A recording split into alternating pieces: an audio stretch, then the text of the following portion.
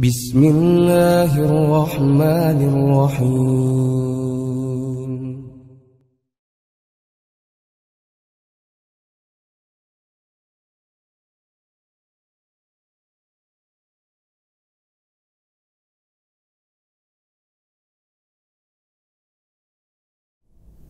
Innal hamdalillah nahmaduhu wa nasta'inuhu wa nastaghfiruh wa na'udzu billahi min syururi anfusina wa min sayyiati a'malina may yahdihillahu fala mudhillalah wa may yudlil fala hadiyalah. Ashhadu an la ilaha illallah wa ashhadu anna Muhammadan abduhu wa rasuluhu, amma ba'du.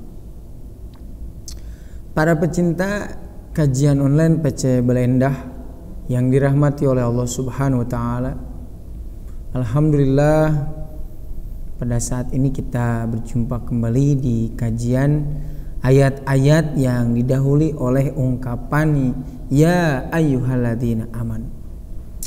Tidak ada ucapan yang pantas untuk kita ucapkan melainkan ucapan alhamdulillahirabbil alamin, segala puji bagi Allah Tuhan semesta alam. Karena hanya Dialah yang senantiasa mencurahkan, menganugerahkan kepada kita semua berbagai macam kenikmatan, baik nikmat yang zahir ataupun yang batin, nikmat yang lalu ataupun yang baru. Semua itu patut kita syukuri. Mudah-mudahan kita termasuk hamba Allah yang pandai bersyukur. Amin ya rabbal alamin. Baiklah pemirsa, kita lanjutkan kajian ayat-ayat yang didahului oleh ungkapan ya ayyuhalladzina amanu. Saat ini saya menjelaskan di dalam Quran surat At-Taghabun. Surat At-Taghabun ayat 14 sampai 18. Allah Subhanahu wa taala berfirman, "Ya ayyuhalladzina amanu, wahai orang-orang yang beriman, inna min azwajikum wa auladikum aduwwal lakum." Sesungguhnya di antara pasangan kalian, di antara anak-anak kalian ada yang menjadi musuh bagi kalian. Berkaitan dengan ini, maka saya akan menjelaskan beberapa kisah, di mana kisah-kisah berkaitan dengan keluarga. Karena kan kalau sudah berkaitan dengan pasangan, demikian pula keturunan, maka tidak akan lepas dengan istilah keluarga. Makanya kalau misalkan ada pertanyaan sudahkah berkeluarga, berarti orang tersebut sudah memiliki pasangan. Selebihnya adalah memiliki keturunan. Di dalam Al-Quran itu berkaitan dengan keluarga itu sudah dijelaskan. Manakah yang akan kita jadikan contoh, manakah yang akan kita ikuti. Di dalam Al-Quran telah dijelaskan ada yang suaminya di surga tetapi istrinya di neraka. Demikian pula istrinya di surga tetapi suaminya di neraka. Ada juga yang ayahnya di surga sedangkan anaknya di neraka, atau sebaliknya anaknya di surga, ayahnya di neraka. Berkaitan dengan ayat ini, saya akan menjelaskan beberapa kisah. Tentu saja tidak akan panjang lebar, tapi singkat saja. Yang pertama yang akan saya hadirkan di pembahasan ini adalah kisah Nabi Nuh alaihi salam. Imam As-Sawi menyebutkan bahwa ibu Nabi Nuh alaihissalam bernama Hawaun dan istrinya yang beriman bernama Al-Khobas. Sementara istrinya yang kufur bernama Wa'ilah dan menurut pendapat yang lain bernama Wa'ikah. Sementara anaknya yang kufur bernama Kan'an. Tentang istrinya yang kufur diterangkan dalam Quran surat At-Tahrim. Allah Subhanahu wa taala berfirman, Daraballahu mathalan. Allah membuat istri Nuh dan istri Lut sebagai perumpamaan bagi orang-orang kafir. Kanata tahta abdaini min ibadina sholihaini. Keduanya berada di bawah pengawasan 2 orang hamba yang soleh di antara hamba-hamba kami. Jadi ada 2 istri Nabi, yaitu Nabi Nuh dan Nabi Lut. Mereka berdua itu berada di bawah penguasaan 2 orang hamba yang soleh di antara kami, yaitu istri Nabi Nuh dan istri Nabi Lut. Fakhonatahuma, lalu kedua istri itu berkhianat kepada suaminya masing-masing. Karena ini kisah Nabi Nuh, berarti Wailah. Wailah itu istri daripada Nabi Nuh berkhianat. Falam yugniya anhuma minallahi syai'an, maka suaminya itu tidak dapat membantu mereka sedikit pun dari siksa Allah. Ini di sini dijadikan pelajaran bahwasanya masing-masing akan selamat oleh dirinya sendiri. Ini jelas. Meskipun nabi setingkat nabi kan, Nabi Nuh, Nabi Lut, mereka berdua memiliki istri setingkat nabi saja tidak bisa menolong pasangannya. Apalagi kita yang bukan nabi begitu. Apalagi Nabi Muhammad pun sama seperti itu kepada keluarganya, mengatakan, jagalah diri kalian oleh amal-amal kalian. Saya tidak akan bisa menolong kalian. Wakila udhulan nar ma'ad dahilin, masuklah ke dalam jahanam bersama orang-orang yang masuk jahanam. Inilah yang dikatakan oleh Allah Subhanahu wa taala melalui malaikatnya menyuruh istri Nabi Nuh dan istri Nabi Lut masuk neraka. Di sini dijelaskan sedikit yang dimaksud dengan berkhianat. Di sini disebutkan walaisa muradu biqaulihi fakhonata fi fahishatin.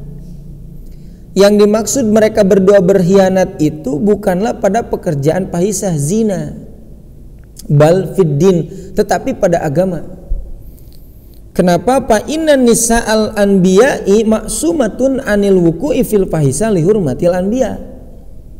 Karena sesungguhnya para istri Nabi terjaga dari pekerjaan fahisah zina untuk memuliakan para nabi. Jadi yang dimaksud dengan istri Nabi Nuh berkhianat kepada Nabi Nuh begitu, maka maksudnya adalah berkhianat dari segi agama. Tidak akan mungkin berkhianat berkaitan dengan zina, karena semua para nabi terjaga daripada istri-istri yang berbuat fahisyah. Untuk apa? Untuk memuliakan nabi. Kenapa dikatakan seperti itu? Berkhianatnya itu dari segi apa? Wa kanat taqulu liqaumihi innahu majnun. Jadi Nabi Nuh itu dikatakan gila oleh siapa? Oleh istrinya sendiri, begitu. Kenapa? Karena kan dia membuat perahu di atas bukit.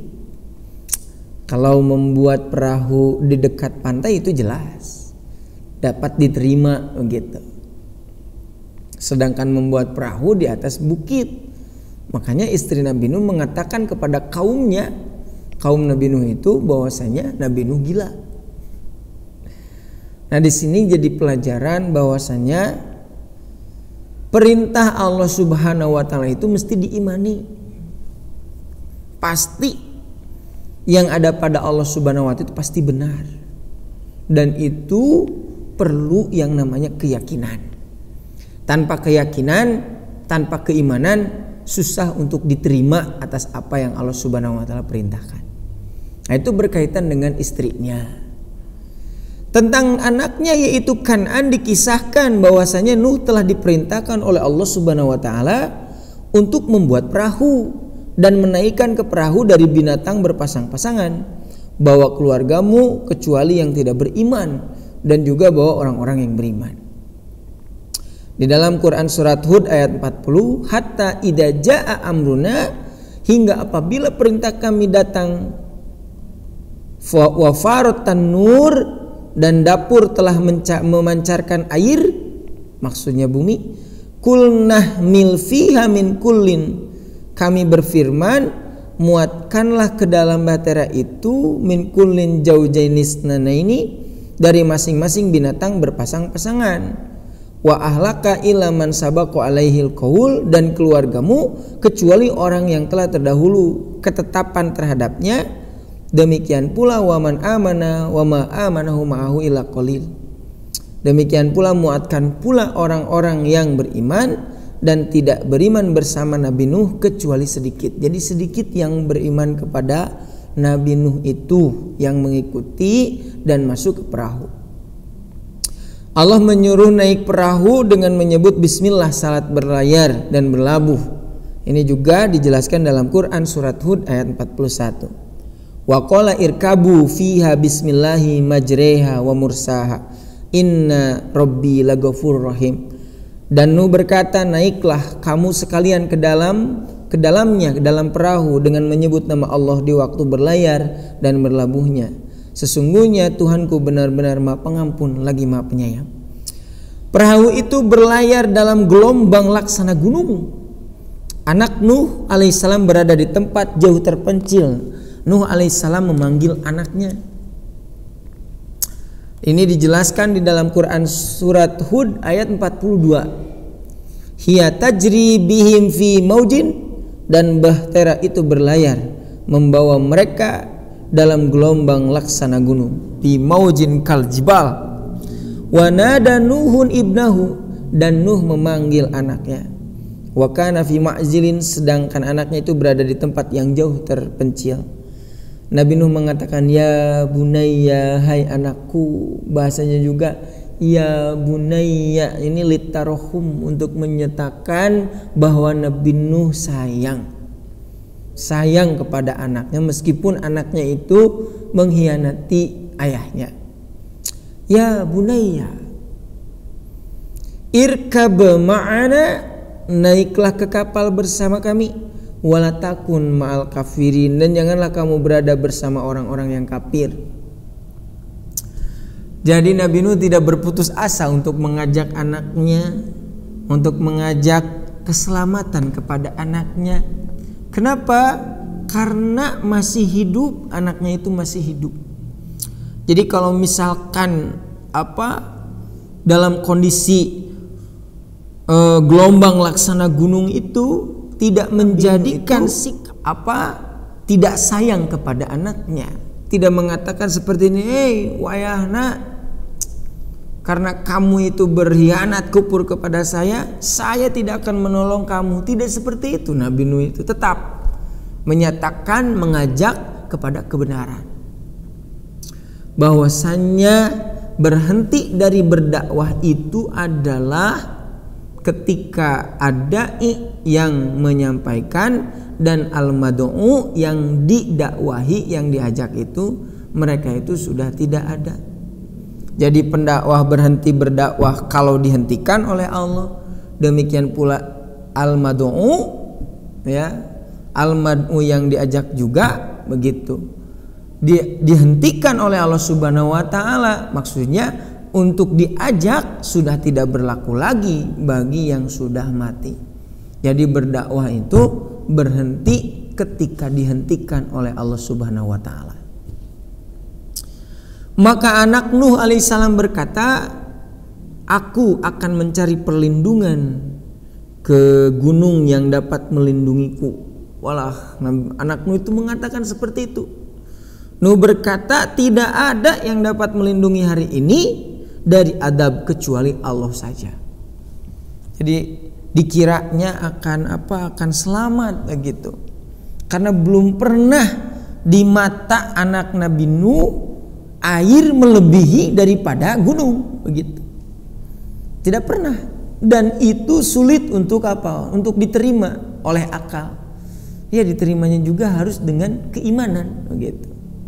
Karena kan belum pernah terjadi begitu kalau yang namanya air itu lebih daripada gunung.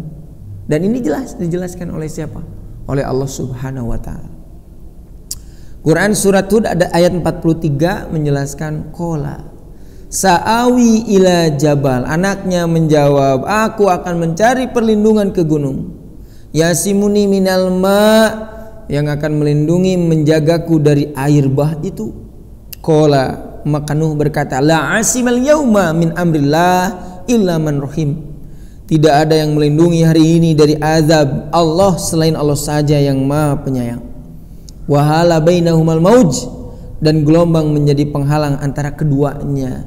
Fakana minal mugrokin, maka jadilah anak itu termasuk orang-orang yang ditenggelamkan. Apakah dakwah Nabi Nuh gagal? Tidak. Dakwah Nabi Nuh sukses. Apa kesuksesannya? Ya, disampaikan untuk mengajak, disampaikan untuk menyelamatkan, begitu. Adapun ditolak, nah itu bukan urusan yang menyampaikan, tetapi al-mad'unya, begitu.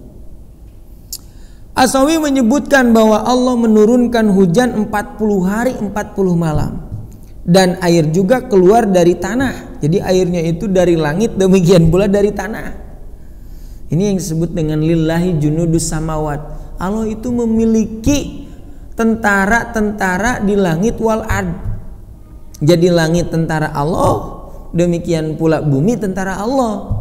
Karena langit dan bumi ciptaan Allah, maka mereka akan bersujud kepada Allah. Setiap Allah menyuruh untuk mengeluarkan apa saja, maka mereka tidak akan mungkin menolak. Bumi langit tidak akan mungkin menolak. Seperti dijelaskan dalam Quran surat Al-Qamar ayat 11 sampai 14, hujan turun dari langit dengan air yang tercurah. Bumi memancarkan mata air sehingga bertemu kedua air itu untuk satu urusan dari Allah. Nuh alaihissalam diangkut dengan bahtera yang dibuat dari papan dan paku, berlayar dengan pemeliharaan Allah subhanahu wa ta'ala. Dalam Quran surat Al-Qamar ayat 11 sampai 14, fafatahna abwabas sama'i bima'in munhamir. Maka kami bukakan pintu-pintu langit dengan menurunkan air yang tercurah. Wafajjarnal ardo uyunan, dan kami jadikan bumi memancarkan mata air. Faltaqal mau ala amrin qad qudir, maka bertemulah air-air itu untuk satu urusan yang sungguh telah ditetapkan. Wahamalnahu ala dati alwah, dan kami angkut Nuh ke bahtera yang terbuat dari papan dan paku.